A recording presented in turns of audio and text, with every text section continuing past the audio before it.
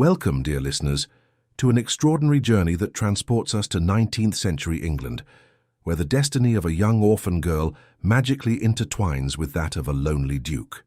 This is a story of love that blossoms where it's least expected, of dignity that emerges from the deepest ashes of sadness, and of how two wounded hearts can heal each other, transforming a cold matrimonial arrangement into something sublime, eternal, and truly transformative. Have you ever experienced that mysterious feeling that sometimes destiny writes the most beautiful romances, precisely when our soul is at its most unprotected and vulnerable? Where are you watching me from right now? Leave the city you're joining us from in the comments, because true love knows no geographical or temporal boundaries. And if this story touches your heart as deeply as it has touched mine, don't forget to subscribe to the channel and leave a lovely like. It helps me immensely to keep bringing these rare literary gems to you, week after week. Yorkshire, England, September 1823. A time of social transformations where the Georgian aristocracy was taking its last breaths before the Victorian era. The September rain beat persistently and melancholically against the stained, foggy panes of the old house in Yorkshire, where Eleanor Hartwell, having just turned 15, held in her trembling, pale hands the last letters her beloved parents had written before they departed forever. The cholera had arrived like a hungry, relentless shadow during that terrible summer of 1823, devouring precious lives in a matter of a few agonizing days. And now she was completely alone in the world, an orphan of both father and mother, with only a few fragmented memories preserved on yellowed paper and faded ink, as the sole tangible inheritance of a life that was once full of love and laughter. The sweet and nostalgic smell of dried roses still hung heavily in the stuffy air of her mother's room, mixed with the sharp, persistent aroma of rain that snuck in through the poorly sealed cracks of the old windows. Eleanor passed her pale, delicate fingers over the silk and cotton dresses that would never again embrace a beloved body, over the delicate pearl and gold jewelry that would never again happily shimmer under the golden light of a maternal smile. Everything would be sold unceremoniously. The somber men in dark jackets who came from the city to arrange the practical details of the family tragedy said coldly, as if they were reducing an entire life of love to mere commercial transactions. Lord Henry Fairfax, a distant and almost forgotten uncle of her deceased mother, appeared one rainy morning like an elegant, predatory crow in the midst of the thick mourning that enveloped the house. His words were as carefully measured as counted coins, his gestures calculated with mathematical precision, and when he looked at Eleanor with his cold steel-grey eyes, it was as if he were evaluating a valuable but inconvenient object that needed to be stored and maintained with the minimum possible expense and disturbance. "So you will come with us to Derbyshire immediately," he announced in a voice as dry as dead autumn leaves, without showing any human warmth or genuine compassion. "Lady Constance and I will do what is necessary for you, of course. It is our Christian duty, after all." Eleanor nodded in silent submission, the tears drying in her eyes like wells that have run dry. There was no choice, no alternatives, not even the illusion that her opinion mattered. At 15, she had already learned the hard lesson that the world didn't ask what we wanted. It simply happened around us like devastating storms that sweep away everything in their path, leaving only wreckage and broken memories. While she methodically packed her few remaining possessions into a worn and faded leather suitcase, Eleanor discovered a small book bound in red leather, hidden behind a drawer. It was a book of French poems her mother used to read to her during the long, cozy winter nights, when the fire crackled in the fireplace and the world outside seemed distant and harmless. She decided to carefully hide it among her most intimate clothes. It would be her precious secret, her silent form of resistance against a world that seemed determined to systematically erase any trace of who she really was beneath the circumstances that had been imposed. The black carriage that would take her away from everything she knew arrived on a grey, cold morning, its dark horses impatiently pawing the ground in the fine drizzle that fell like tears from the sky. Eleanor looked back one last time, engraving into her memory every detail of the house where she had known unconditional love, where she had been a cherished and protected daughter, where she had innocently dreamed of a golden future that now lay in smoking ruins at her feet. Now that future was just a dusty, uncertain road toward the complete unknown. But in the most secret depths of her young but already wounded heart, something persistently whispered that this was not the definitive end of her story. It was just the painful first chapter of something much bigger and more significant that was yet to come, waiting patiently in the mysterious folds of time. Fairfax House emerged majestically from the dense Derbyshire fog, like a grey stone giant that had been asleep for centuries, its pointed spires and Gothic threats piercing the grey sky like accusing fingers pointed at the heavens. Eleanor watched in silence from the carriage's foggy window, as dozens of dark windows stared back at her like the empty, soulless eyes of a dead face. There was no human warmth in that imposing place, only cold, calculated and intimidating grandeur, architected to impress and subdue rather than welcome and embrace. Lady Constance Fairfax received her in the sumptuous main hall with an artificial smile that never quite reached her ice-cold eyes. She was a tall, dangerously thin woman, always dressed in sober, depressing colours that sucked the life out of any environment, and who spoke with surgical precision, as if each word cost a small fortune and needed to be carefully saved. "You will sleep in the pink room on the 3rd floor, away from the main social areas," she said as her long fingers, adorned with expensive and ostentatious rings, nervously drummed on a glossy mahogany table imported from abroad. "We sincerely hope you perfectly understand your delicate position here, dear child. We are your family now out of Christian obligation, but that of course comes with certain well-defined expectations and clearly established boundaries." Eleanor was led in silence through endless oppressive corridors, obsessively decorated with somber portraits of long-dead ancestors who seemed to judge her severely in eternal silence, their painted eyes following her with palpable disapproval. The pink room was undeniably beautiful in its icy perfection, but it was as impersonal and empty as an elegant hotel suite frequented only by strangers. The imposing bed with an embroidered silk canopy, the curtains elaborately embroidered with golden threads, the floral wallpaper imported from France, everything was technically perfect. Everything was completely devoid of human soul or genuine warmth. During the first long and lonely months, Eleanor gradually learned the unwritten but inflexibly rigid rules of Fairfax House. She had to appear punctually for all formal meals, always impeccably dressed and behaved like a little aristocratic lady in training. She could stroll through the geometric gardens, but only during specific mornings and under discreet supervision. The afternoons were invariably reserved for delicate embroidery and rigorous piano lessons, always under the watchful eye of stern governesses who meticulously reported every movement, every word, every facial expression to Lady Constance in detailed daily reports. But it was in the immense and dusty library that Eleanor found her unexpected salvation and her secret form of resistance. Late at night, when the whole house was fast asleep and the corridors echoed only with the hypnotic ticking of ancient clocks, she would silently descend the cold marble stairs in bare feet and lose herself completely among dusty and forgotten volumes. There she discovered complex French treatises on classical literature, detailed Italian manuals full of romantic poetry that made her young heart sigh, and fascinating history books that told of extraordinary women who had changed the world through intelligence, courage, and fierce determination. "Knowledge is true power," she would murmur to herself in the silent hours before dawn, remembering with painful fondness the wise words of her mother. And night after lonely night, month after month that dragged on like an eternity, Eleanor systematically educated herself in secret, intellectually growing like a rare and determined flower, courageously growing in the deepest shadows. The years passed inexorably like melancholic seasons in a slow, repetitive dance. Eleanor gradually grew from a thin and frightened girl into a young woman of surprising beauty, her physical appearance slowly blossoming like delicate roses in May. But along with the outer beauty came something much more valuable and lasting, a silent but unshakable dignity, an inner strength of iron forged in the fire of adversity that neither the Fairfaxes nor all their subtle psychological tactics ever managed to break or even superficially scratch. Lord Henry gradually began to look at her in a completely different way over the months, no longer as an inconvenient burden to be tolerated, but as a potential investment that could yield substantial dividends if handled with intelligence and proper timing. And Eleanor, now having turned 20, and with a premature wisdom acquired through suffering, instinctively sensed that her life was about to change radically again, although she still didn't know exactly how or when that inevitable transformation would manifest itself.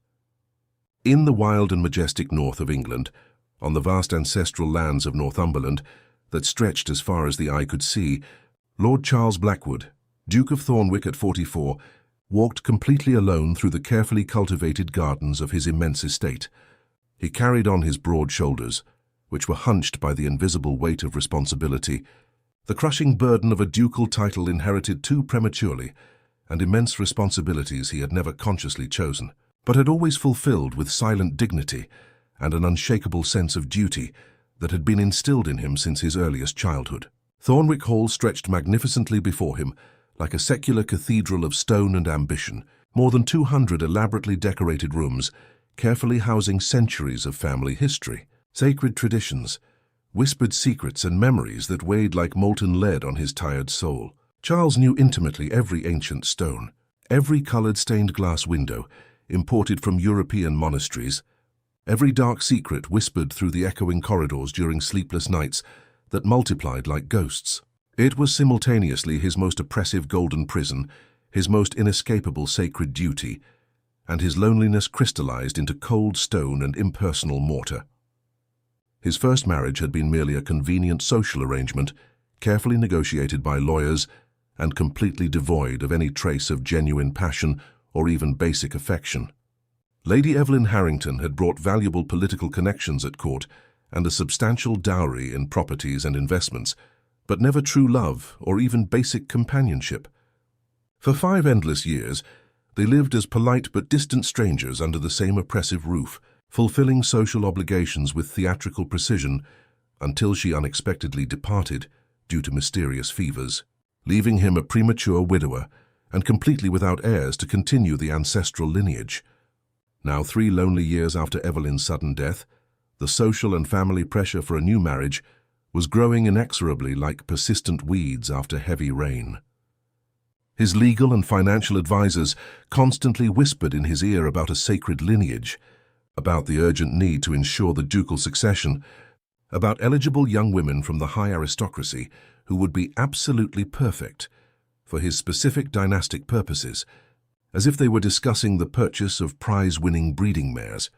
Charles sighed deeply, a sound that echoed like a mournful wind through the gardens, contemplatively observing the first brave stars that began to timidly appear in the deep violet sky of the autumnal evening.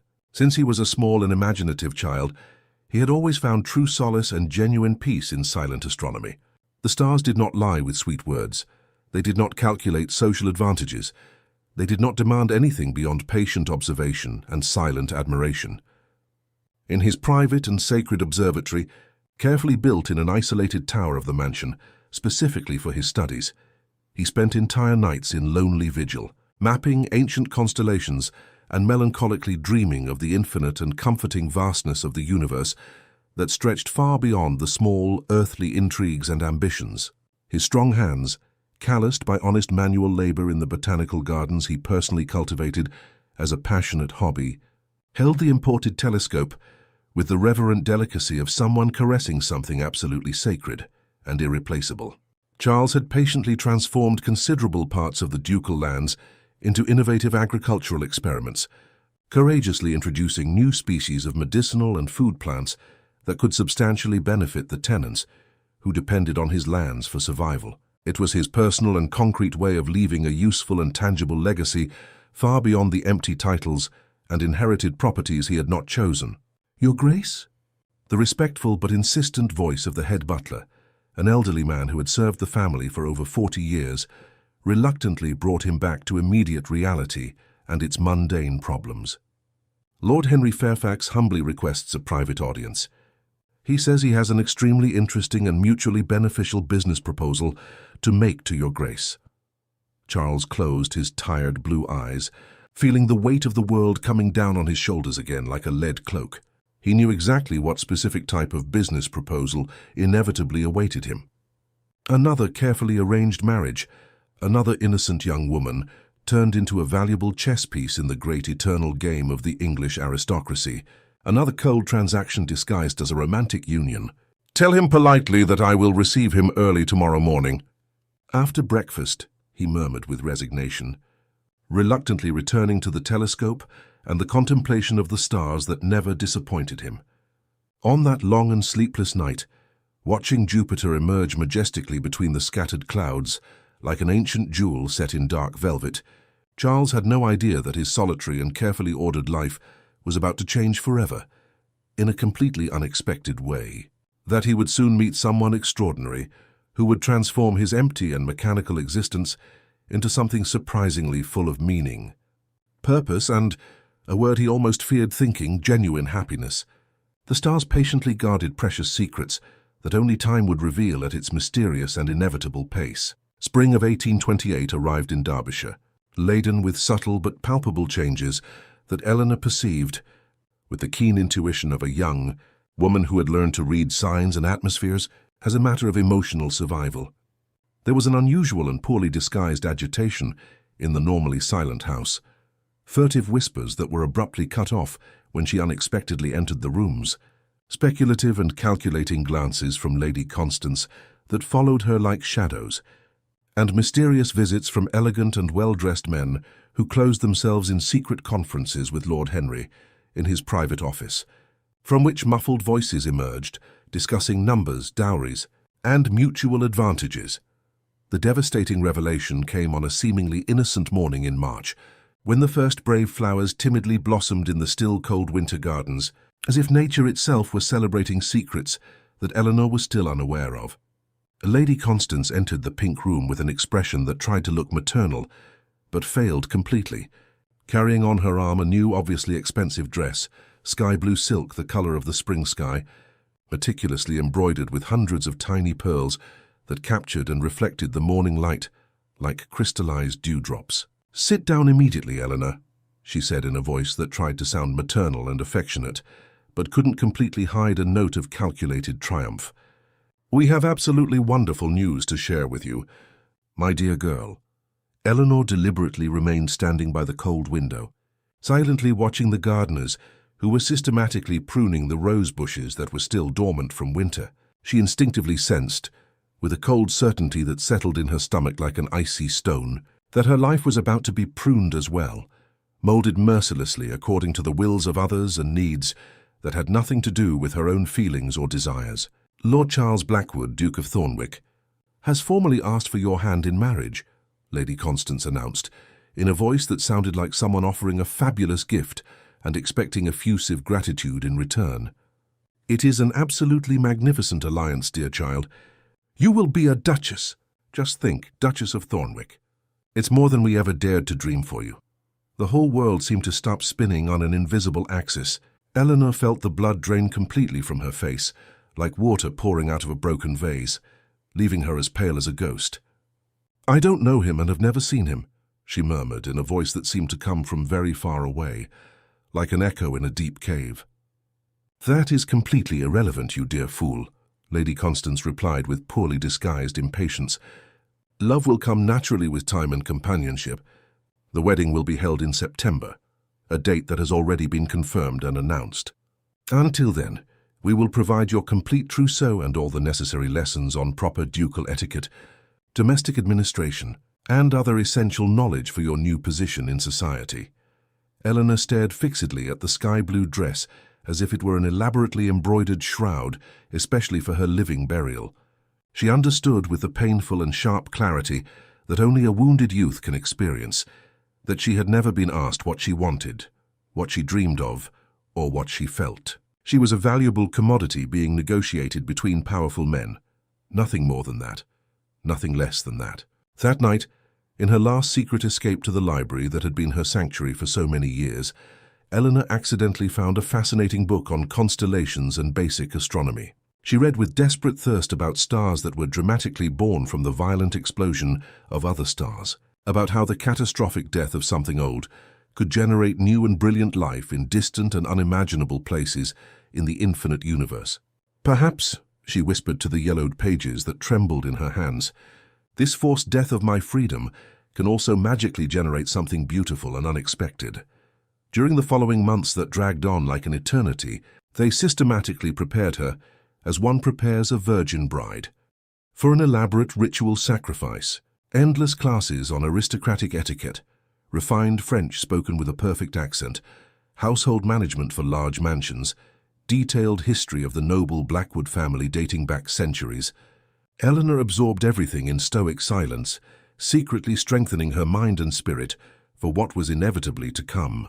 The precious letters from her parents, carefully kept in a small polished wooden box that she kept hidden under the bed, became her sacred talisman and source of courage.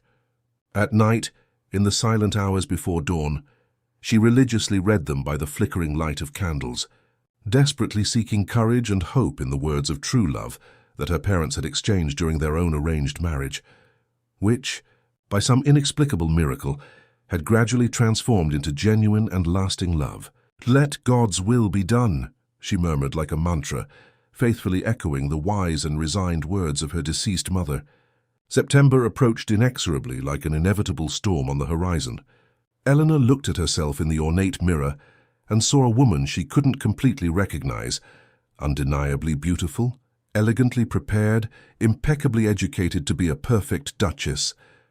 But in the most secret depths of her green eyes, the frightened orphan girl still timidly shone, holding on to secret and almost impossible hopes that her unknown future husband might turn out to be more gentle and understanding than cruel destiny had been with her so far. The wedding morning dawned enveloped in a golden and ethereal mist, as if nature itself were delicately hesitating about what was about to happen on that day that would change two lives forever.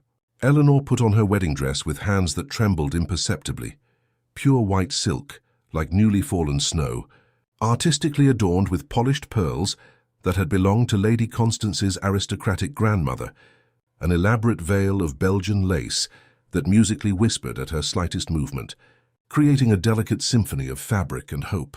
Before the ornate mirror, she watched with melancholic fascination the stranger who stared back at her, with green eyes full of uncertainty.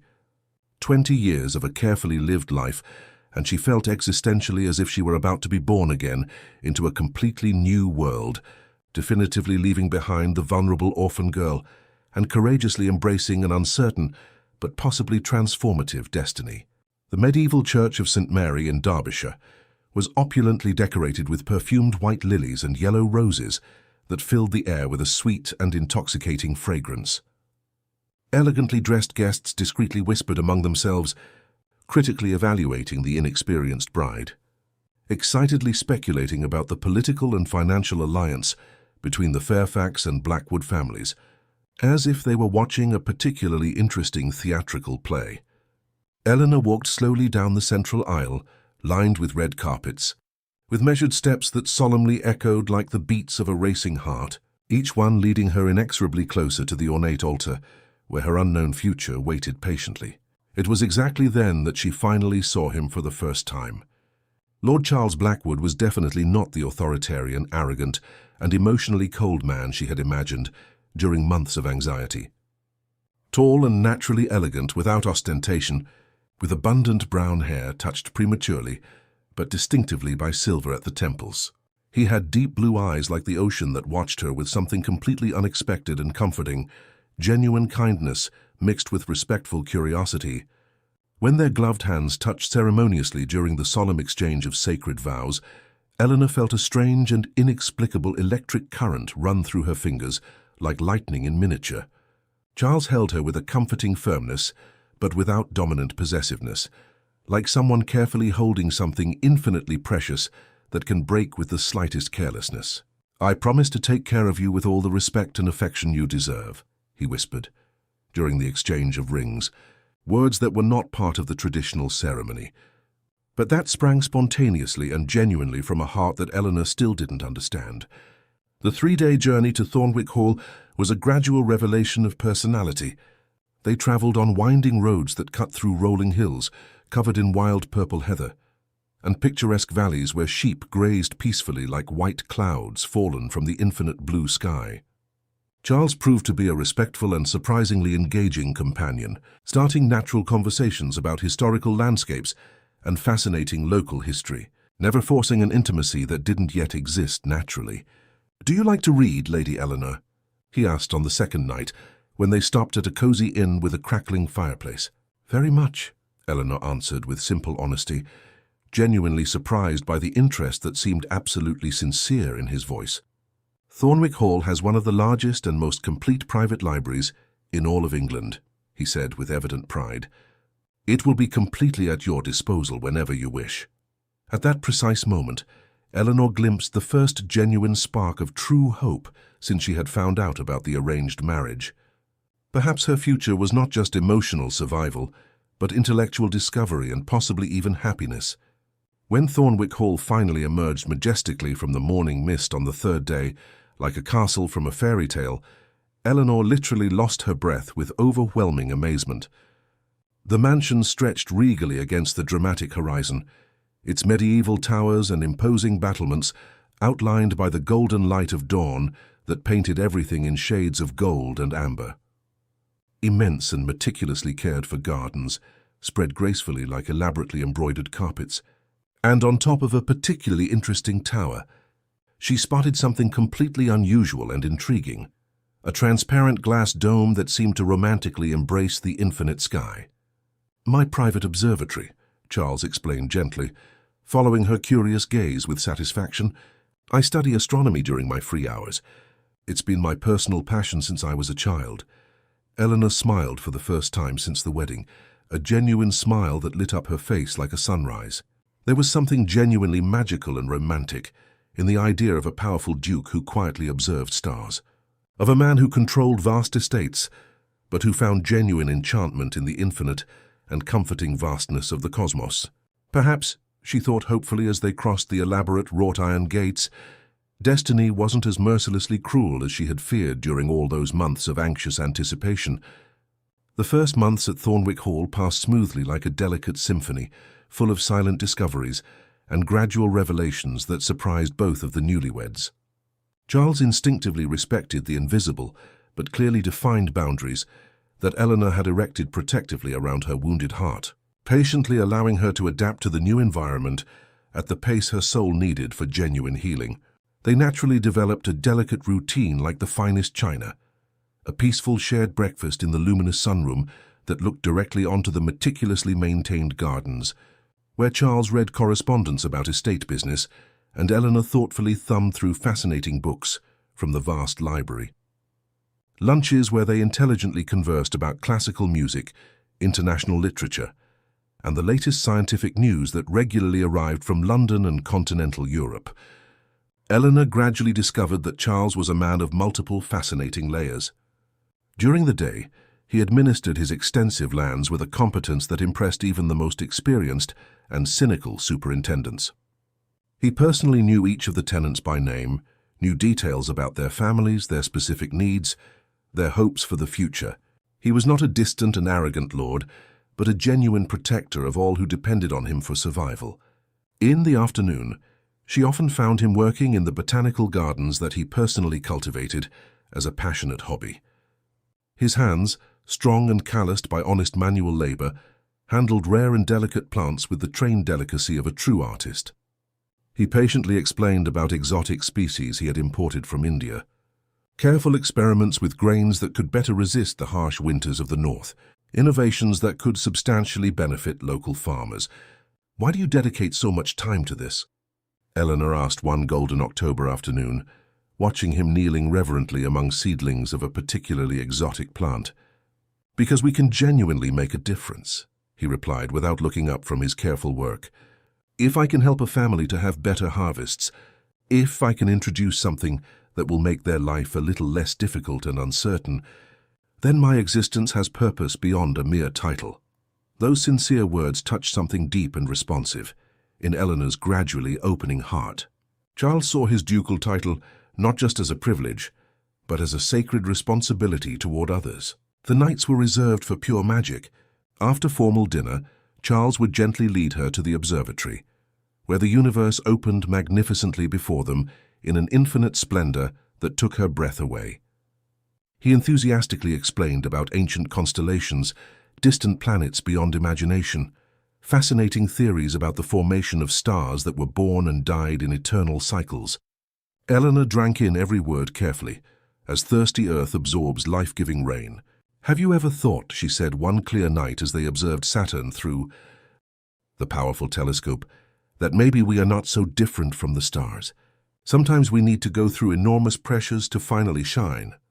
Charles looked at her with genuine surprise and growing admiration. "You have an extraordinarily perceptive mind, Eleanor. I had never thought of it that way, so poetically." It was exactly on that night that the first invisible threads began to carefully weave the delicate web that would gradually unite their lonely hearts. It was not yet love in its full form. It was something perhaps more precious.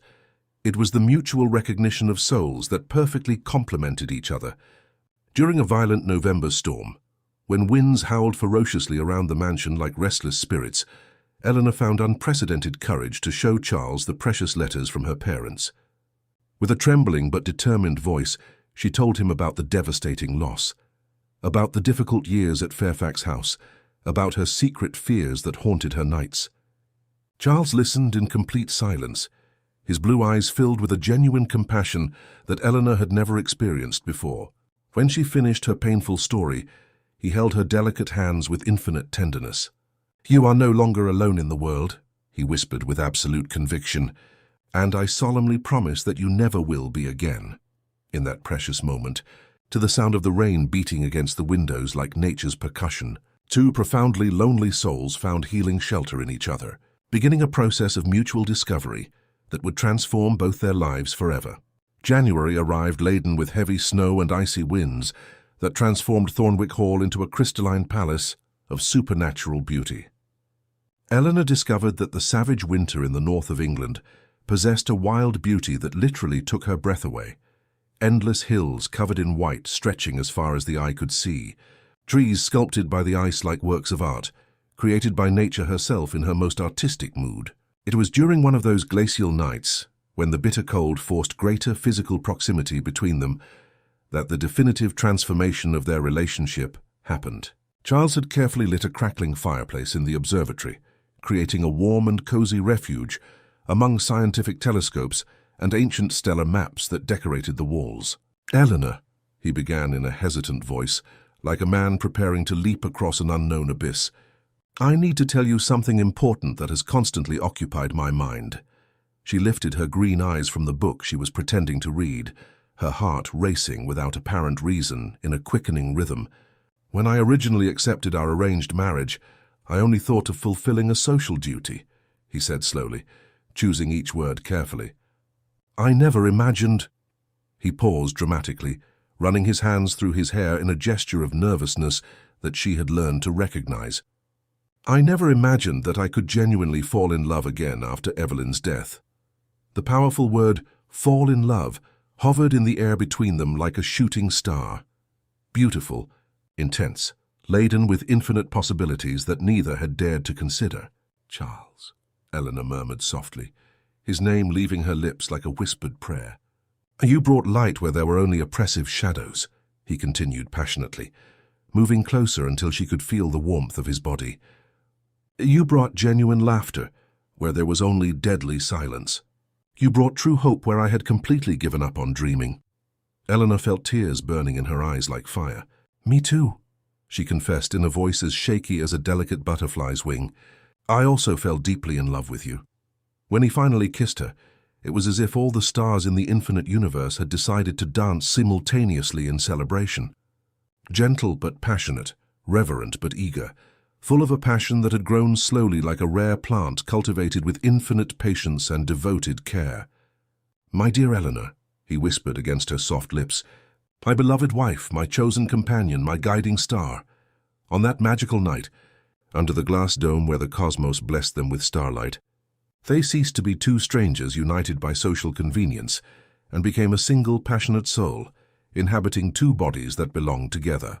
The coldly arranged marriage had transformed into the truest love either of them had ever dared to dream of, even in their wildest imagination. When they finally separated reluctantly, Eleanor smiled with a happiness that radiated from the very center of her being, like the sun emerging after a storm. "I think I finally understand why the stars shine so brilliantly," she said softly, with a wisdom beyond her years. "Why?" Charles asked, completely enchanted by the poetic wisdom that constantly surprised him in her. Because they found other stars to love unconditionally. He laughed heartily, a rich and warm sound that echoed through the observatory like music. Then we are a perfect constellation, you and I. The most beautiful of all, Eleanor agreed confidently, snuggling into his strong arms while the snow continued to fall gracefully outside, protecting them from the world and blessing the birth of their eternal and transformative love. The traditional Thornwick Hall winter ball was absolutely legendary throughout the refined English aristocracy. For 3 consecutive generations, the Dukes of Thornwick had ceremoniously opened their ornate doors to the absolute elite of the kingdom, transforming the mansion into a setting of impossible dreams for an absolutely magical night that would be remembered for generations. For Eleanor, it would be her official presentation as Duchess to society. For intensive weeks, preparations buzzed through the property like bees in an incredibly active hive. Exotic floral arrangements arrived daily from London in special carriages. Rare and precious wines were carefully brought from the ancient cellars, and talented musicians rehearsed tirelessly romantic waltzes that would make hearts sigh with longing. "I'm genuinely nervous," Eleanor confessed while her new experienced lady-in-waiting, Mrs. Harrison, meticulously adjusted the dress she would wear, emerald green velvet that hugged her figure like a perfectly fitted second skin, artistically embroidered with golden threads that captured and reflected the light like tiny dancing stars. "Oh, you don't need to be nervous at all," Charles reassured her, appearing at the bedroom door elegantly dressed in a black frock coat that effortlessly accentuated his natural elegance. "You were born for this, Eleanor. You're a natural duchess."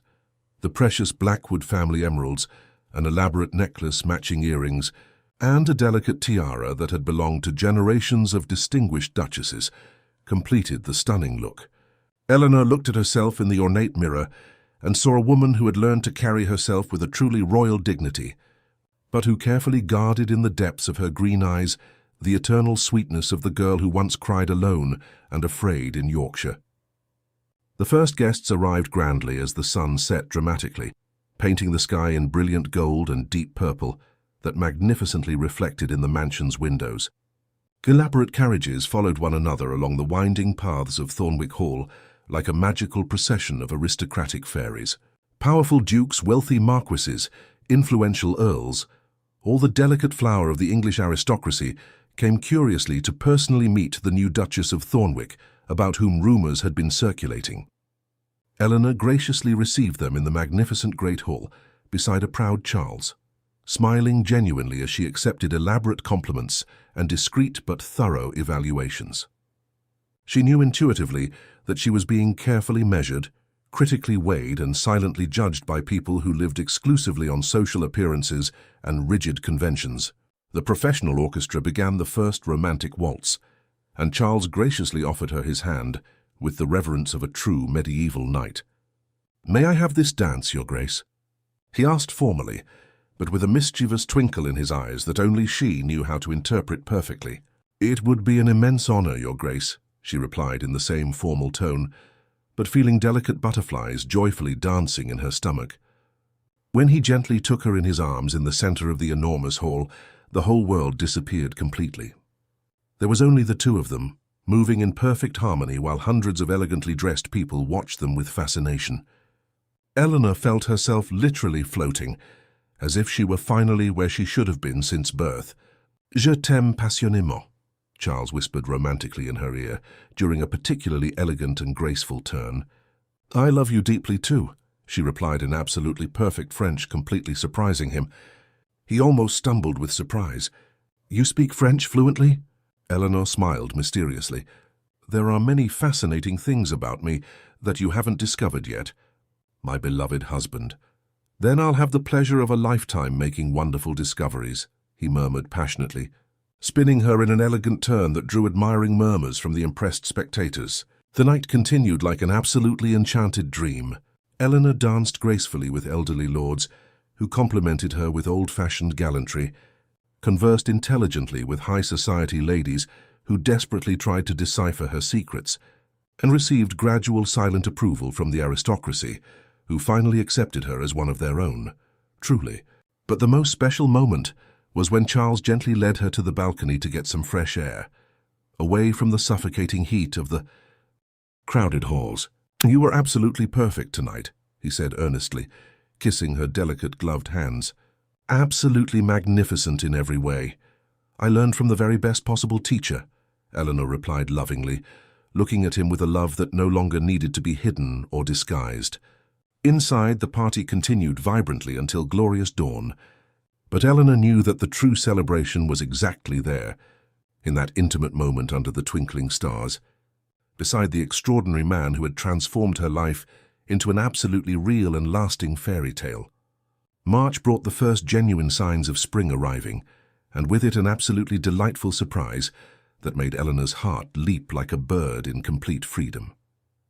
Charles had secretly planned a special romantic trip, not to distant and exotic foreign lands, but to Blackwood Lodge, a smaller and more intimate ancestral family property, gracefully hidden among the stunning lakes of Cumberland that reflected the sky like perfect mirrors. "I want you to get to know my most precious secret, refuge," he said gently as the comfortable carriage meandered along narrow roads lined with wild daffodils that joyfully announced the arrival of the new season of rebirth and renewal. Blackwood Lodge was absolutely everything that Thornwick Hall was not, small but charming, cozy rather than intimidating, built of local stone that shone golden under the morning sun like liquid gold. Surrounded by informal gardens where flowers grew in a completely wild profusion, the house seemed to literally embrace its inhabitants affectionately rather than impress them with grandeur. "It's absolutely perfect," Eleanor sighed with genuine delight, completely enchanted with the view of the lakes that stretched like perfect blue mirrors between gentle hills that rolled softly toward the horizon. There, far from the strict ducal protocols and heavy administrative responsibilities, Charles and Eleanor discovered a completely new and liberating intimacy. They walked through the informal gardens with intertwined hands, had romantic picnics by the peaceful lake, and talked for hours about dreams and hopes, without any worry about rigid schedules or formal etiquette. It was during one of these intimate conversations that Eleanor revealed another of her carefully guarded secrets for years. "May I confess something important?" she asked on a golden and warm afternoon, as they rested under a magnificently flowering tree.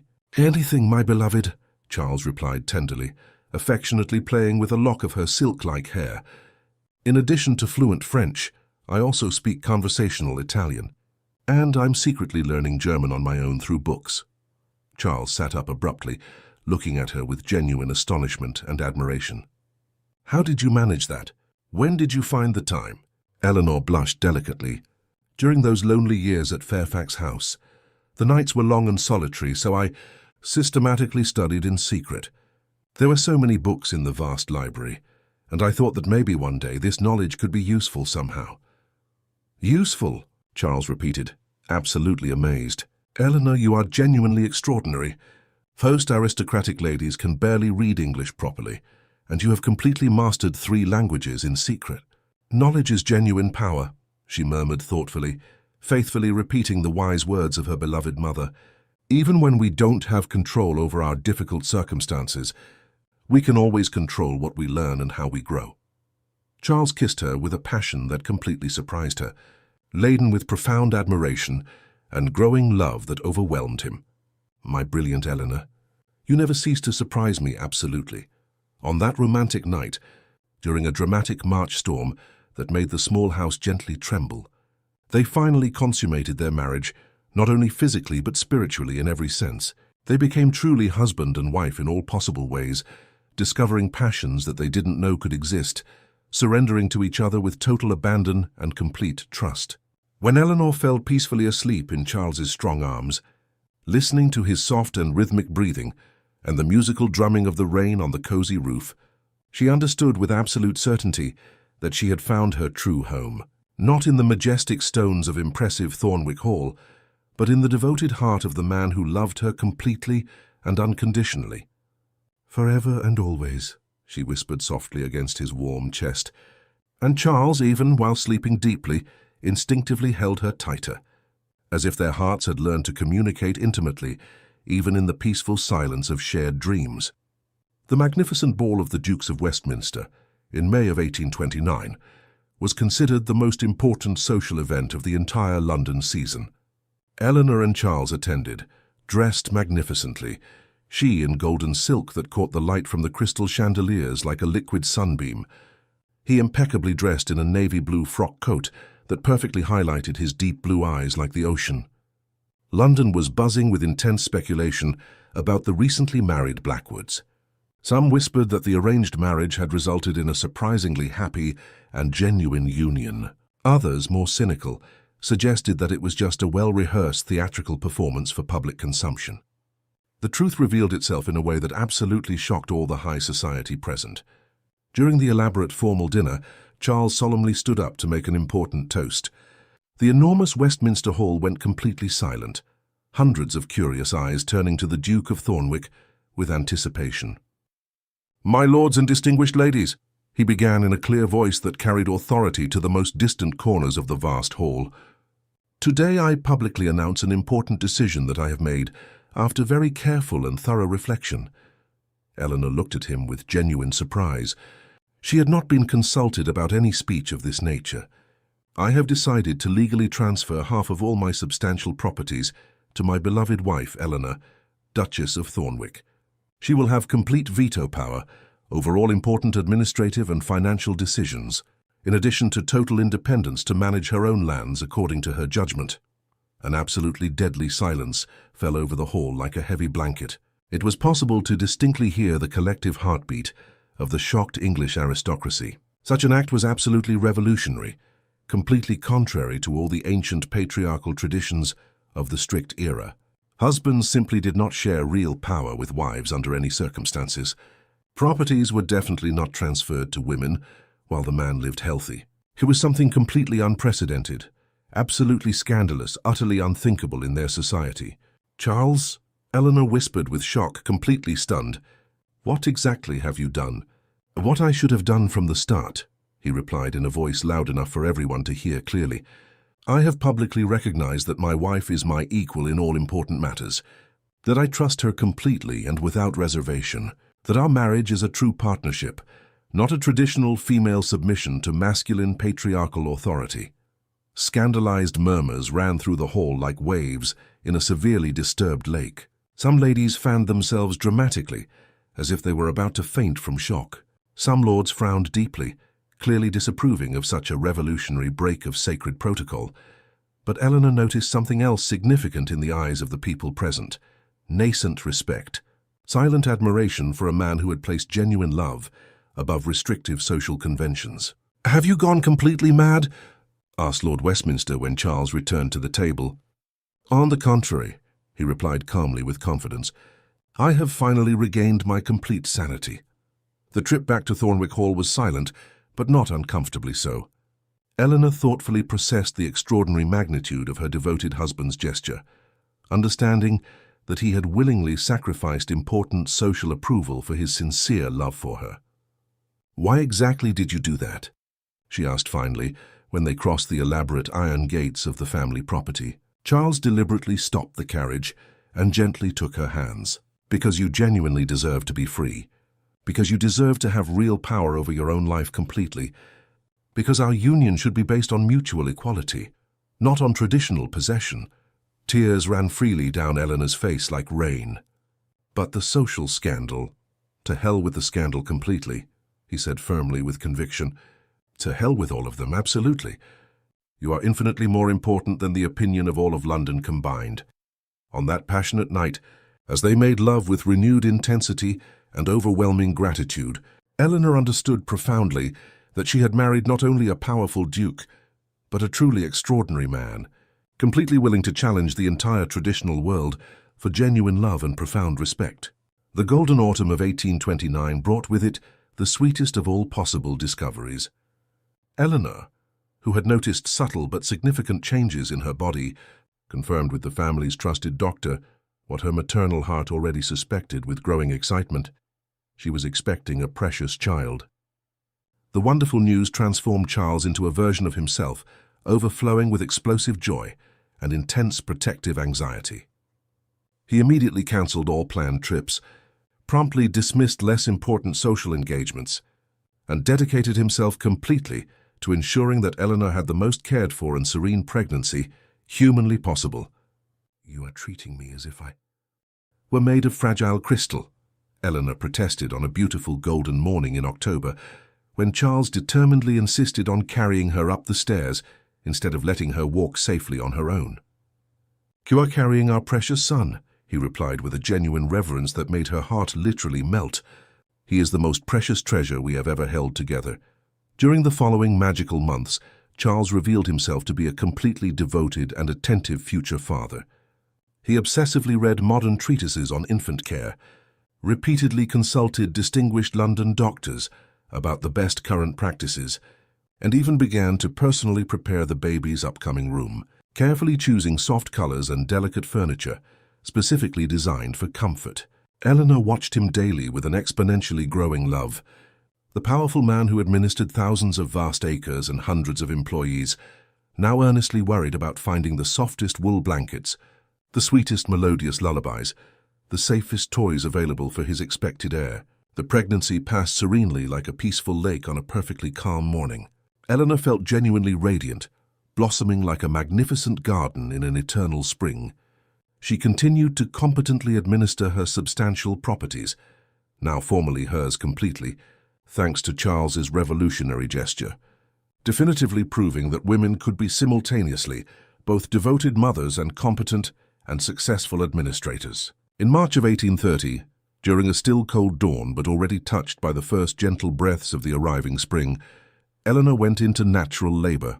Charles did not leave her door for a single moment, pacing the corridor like an anxiously caged lion, whispering sincere prayers that he didn't know he possessed deep within. When the baby's first strong cry echoed through the dawning morning like angelic music, Charles collapsed into a comfortable chair, tears of overwhelming relief and complete joy running freely down his grateful face. "It's a healthy and strong boy," the experienced doctor announced with a radiant smile of satisfaction. "Perfectly healthy and remarkably vigorous." William Charles Blackwood came into the world with the potent lungs of someone who would come to be a capable future duke, but with the gentle, soft eyes he had inherited directly from his beloved mother. Charles held his precious son for the first time with carefully trembling hands, as if he feared the delicate baby might break under his overwhelmed touch. "Hello, my precious little prince," he whispered with a voice that was completely choked up. "Welcome to our loving family." Eleanor, physically exhausted but emotionally radiant, watched her husband and son with a heart that was absolutely overflowing. There was her complete and perfect family, the blessed fruit of a love that had grown magnificently from a cold matrimonial arrangement into something sacred and eternal beyond description. "He has exactly your eyes," Charles murmured tenderly, carefully bringing the baby closer to a gentle Eleanor. "And his determined temperament is already showing," she laughed when William energetically protested at being moved slightly. In that precious moment, with the golden light of the beautiful morning gracefully entering through the large windows and her son in her loving arms, Eleanor completely understood that she had found absolutely perfect happiness. From a solitary orphan to a completely fulfilled mother, from a young woman without choices to a powerful and deeply loved woman. The sacred circle was finally complete. The beautiful surprise arrived in the summer of 1831, carefully wrapped in official legal deeds and sealed with the infinite love of a devoted husband who never ceased to find creative ways to demonstrate his complete devotion. Charles had secretly bought and meticulously restored Hartwell Cottage, the precious little property in Yorkshire, where Eleanor had been born and was genuinely happy with her beloved parents during her innocent childhood. "How could you possibly have known?" she asked with grateful tears in her eyes, carefully holding the documents that made her the official owner of her cherished childhood home. "You talked about that place with such a sweet and heartfelt longing," Charles replied lovingly, gently embracing her while little William played contentedly at their feet. "I thought our growing family should have a place where it could be just a simple and happy family." The restoration had been accomplished with an absolutely loving care and attention to detail. The house completely maintained its original charm, but now had modern and convenient amenities, and in a tower specially built for her, a small observatory where Eleanor could continue her fascinating astronomical studies begun at Thornwick Hall under Charles's guidance. During the magical summer, they established a new perfectly balanced routine. Half of the precious time at magnificent Thornwick Hall fulfilling important ducal duties, and half at intimate Hartwell Cottage, living as a simple and wonderfully happy family. There, Charles dispensed with unnecessary formal servants, Eleanor personally tended to the charming little gardens, and William grew free to explore open fields and babbling streams. "You have achieved something miraculous," Eleanor said on a perfect golden afternoon in August, watching Charles teach their 2-year-old son to carefully identify different types of flowers. "Achieved what exactly? You brought back my lost happy childhood, but this time perfectly perfected by the love of a complete and devoted family." Charles smiled warmly, kissing her softly. "And you brought me something I never knew I desperately needed." "What exactly?" "A truly genuine home. Not just a grand house or an impressive property, but a place where my heart rests completely and finds peace." In that absolutely magical summer of 1831, Eleanor discovered she was expecting another precious child. The news was received with absolutely explosive joy from Charles and solemn acceptance from William, who seriously promised to be the best big brother in the entire world. Victoria Grace Blackwood was born on a beautiful September morning in cozy Hartwell Cottage, with an experienced local midwife and an intimate atmosphere that delightfully contrasted with William's grand ducal birth. She was a girl with golden hair like ripe wheat and a sweet personality like rare wildflower honey. "Our family is now complete," Eleanor murmured peacefully, watching Charles tenderly cradle their daughter while William slept curled up against her warm leg. "More than simply complete," he agreed with conviction. "It's absolutely perfect." They established their own meaningful traditions, summers in peaceful Yorkshire, where the children learned about simplicity and connection with the land, and winters at Grand Thornwick Hall, where they received a formal education adequate to their status. Eleanor managed all the properties with a competence that surprised even the most experienced and cynical superintendents, applying knowledge acquired by carefully observing Charles and using the rights he had granted her to significantly improve the living conditions of the dependent tenants. "You have become a more competent duchess than many who were born specifically for the title," Charles commented one quiet night, watching her review financial reports with a completely natural efficiency. "I learned from the very best teacher," she replied, smiling gratefully. "And now I have my own powerful motivation. I want to leave a definitely better world for our precious children." And so the precious years passed like an absolutely golden dream, a family growing in exponential love, properties blooming under competent administration, and two hearts that had learned that true love doesn't just happen magically, but is consciously built day after day, choice after choice, gesture after gesture of mutual affection and profound respect. The letter arrived on a grey morning in 1833, bringing news that Eleanor received with a complex mix of sadness and profound relief. Lord Henry Fairfax had peacefully passed away in his sleep, officially leaving Fairfax House to her, along with a revealing personal letter that revealed completely unexpected aspects of that man she had always considered cold and heartlessly calculating. "My dear Eleanor," the letter read in the shaky calligraphy of advanced age, "I humbly ask for forgiveness for the severe emotional privations you suffered under my unwelcoming roof. The coldness you interpreted as indifference was, in fact, my profound fear of getting attached to another person destined to eventually leave. I had lost so many loved ones that I built thick walls around my damaged heart. You were courageously brave where I was shamefully cowardly. I leave Fairfax House to you not as an obligation, but as a sincere recognition that you were always stronger and wiser than I ever imagined possible. Use it as you completely desire, with my posthumous admiration and profound respect." Eleanor genuinely cried, not for the man who had died alone, but for the belated understanding that even apparently cold hearts can hide absolutely deep and unhealed wounds. "What exactly will you do with the substantial property?" Charles asked supportively, embracing her while she processed the completely unexpected inheritance.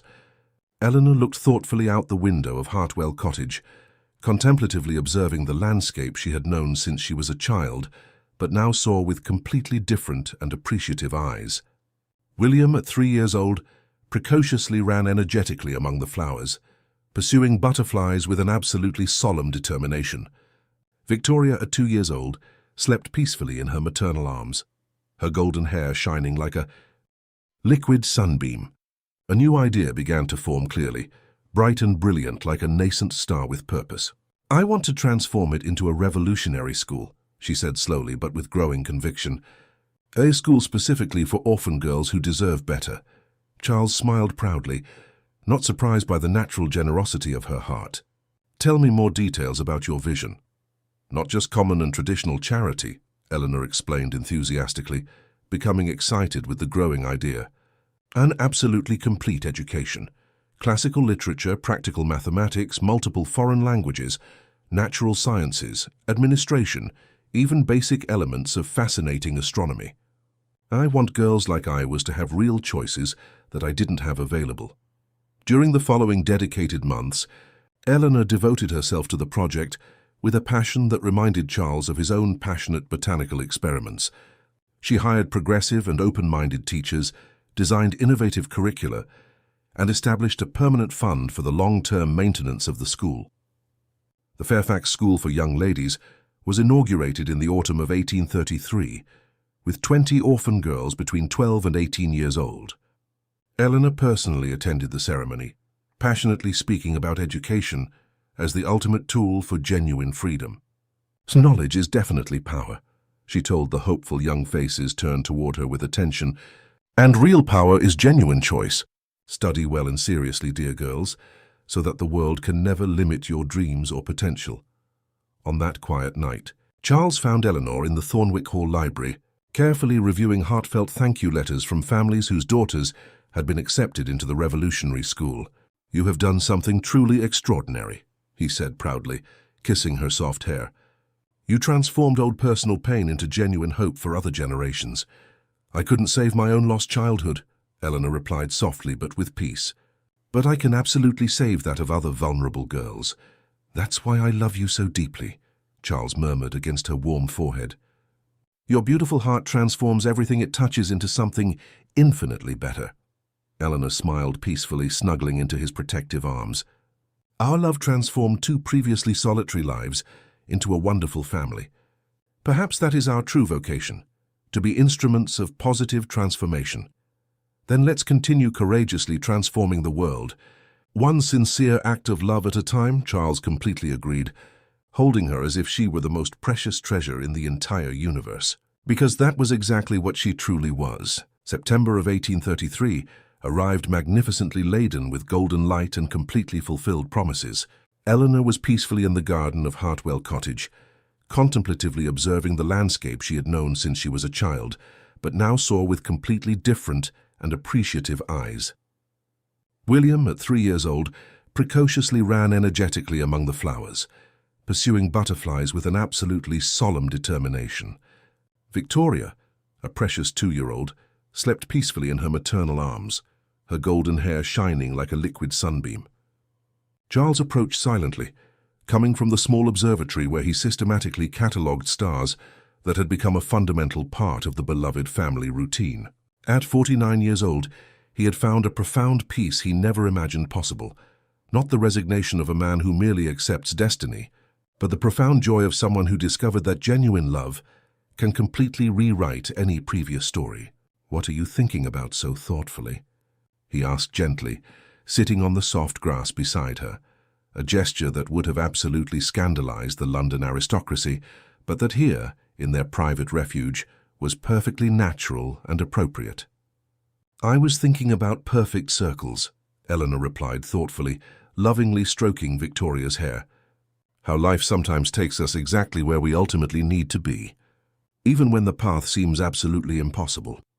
Charles followed her contemplative gaze, contemplating the landscape that stretched gracefully before them. From a completely lost orphan to a genuinely fulfilled duchess, from a coldly arranged marriage to an absolutely true love.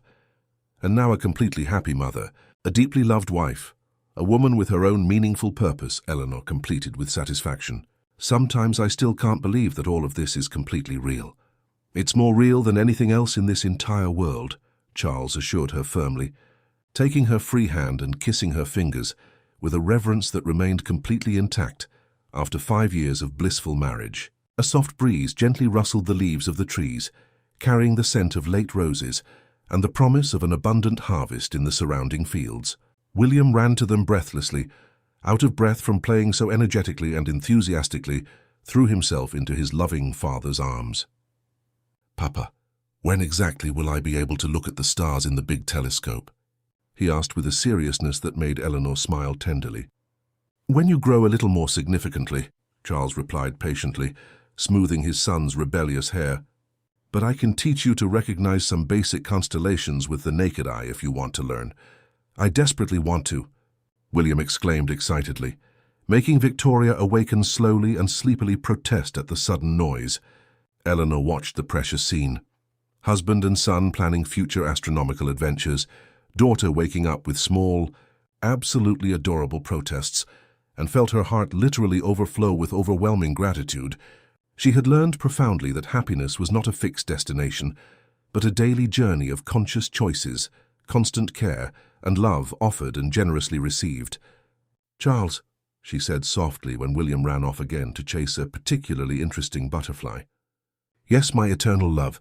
Thank you deeply." He looked at her with gentle surprise. "Thank you for what exactly?" "For having seen me when I was completely invisible. For having loved me when I felt utterly unworthy of love. For having given me not just a comfortable home, but a devoted family. For having completely transformed my life into a story definitely worthy of being told for generations." Charles felt warm tears sting his eyes. "You did exactly the same for me, beloved Eleanor. You brought vibrant color, where there were only endless shades of gray. You brought genuine laughter, where there was only oppressive silence. You brought true love where there was only cold duty." As the sun began to set dramatically, painting the sky in rosy and golden tones that reflected magnificently on their faces, the Blackwood family remained reunited in the garden, where Eleanor had played as an innocent child, where now her own precious children grew up surrounded by absolutely unconditional love. "I think I finally understood the ultimate secret," Eleanor said, while the first stars began to appear in the gradually darkening sky. "What secret exactly? True love doesn't just happen magically once. It happens consistently every day, in every choice we make to lovingly care for one another, to patiently build together, to choose kindness, even when it would be easier to be indifferent." Charles kissed her forehead with an absolutely infinite tenderness. "Then I choose to love you again today enthusiastically, and I will choose to love you devotedly tomorrow, and every day that God allows us to have together blissfully, forever and beyond," Eleanor whispered softly, echoing the promise they had exchanged so many years before, when they were still strangers, united by convenience rather than choice. Now they were absolutely twin souls united by a daily conscious choice, a family constructed on an absolutely solid foundation of profound love, mutual respect, and complete complicity. From a cold matrimonial arrangement had been born the most true romance possible, definitively proving that sometimes destiny writes the most beautiful stories with the ink of patient trust and devoted patience. And as the stars emerged one by one in the magnificent night sky, witnessing one more blessed night of the family, who had learned to love without any limits, Eleanor understood with absolute certainty that she had found her perfect place in the vast universe, in the strong arms of the man who loved her completely, surrounded by the precious children who brought complete meaning to her existence, knowing that her love story would inspire future generations of the Blackwood family for centuries to come. The circle was absolutely complete, eternal and perfect as the constellations that shone majestically above them, blessing their love that had transcended all expectations and would endure forever.